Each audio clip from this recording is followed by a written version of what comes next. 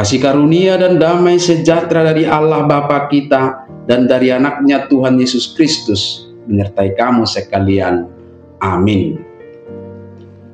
Shalom saudara-saudari sahabatku yang terkasih di dalam nama Tuhan Yesus. Firman Tuhan yang menyapa kita di awal minggu ini, hari Senin tanggal 29 September 2025, tertulis di dalam surat 2 Timotius pasal 1 ayat 12. Mari sahabatku kita simak dan renungkan firman Tuhan yang menjadi kekuatan dan inspirasi untuk menjalani hari ini. Demikian.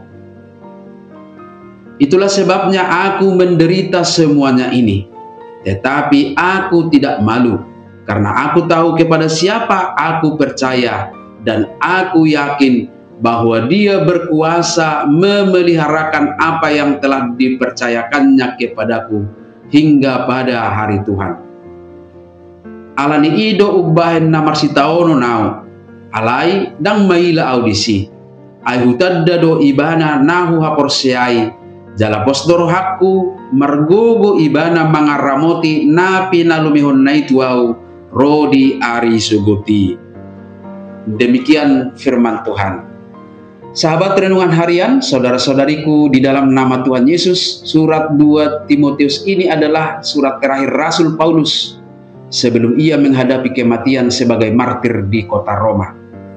Pada saat ia menulis, ia berada dalam penjara yang gelap, terikat rantai, ditinggalkan banyak orang, dan sedang menanti vonis yang pasti akan berakhir pada kematian.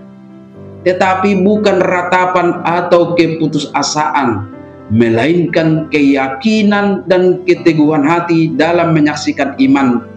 Itulah yang menjadi respon yang dapat kita lihat dari Paulus. Dia berkata, "Aku tahu kepada siapa aku percaya." Hal yang sangat penting kita pahami dalam pernyataan Paulus ini adalah bahwa iman akan menjadi fondasi yang kuat bagi kita dalam menghadapi penderitaan dan tekanan hidup. Dan itu akan nyata jika iman itu berakar bukan pada situasi yang sedang kita alami, melainkan pada hati. Paulus tidak berkata, "Aku tahu apa yang ku percayai," melainkan, "Aku tahu kepada siapa aku percaya." Tentunya bisa kita bedakan. Banyak orang yang bisa mengetahui ajaran Alkitab, bisa memahami teologi dengan baik, tetapi belum tentu dapat mengenal pribadi Kristus sebagai pusat iman itu sendiri. Dan kenyataannya, iman seseorang bisa tergoncang oleh karena situasi yang tidak sesuai dengan ekspektasinya.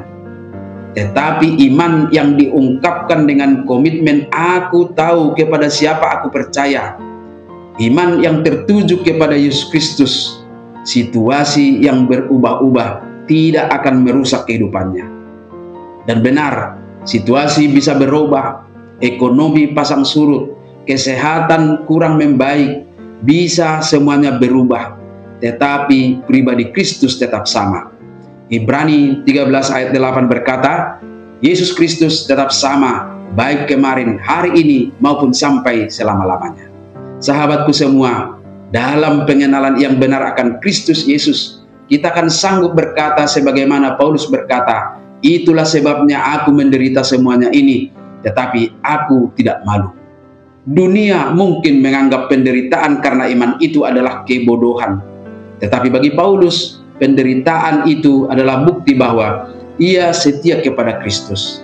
Tidak usah malu menjadi pengikut Kristus, karena rasa malu akan digantikan dengan keyakinan bahwa penderitaan bersama Kristus adalah kemuliaan.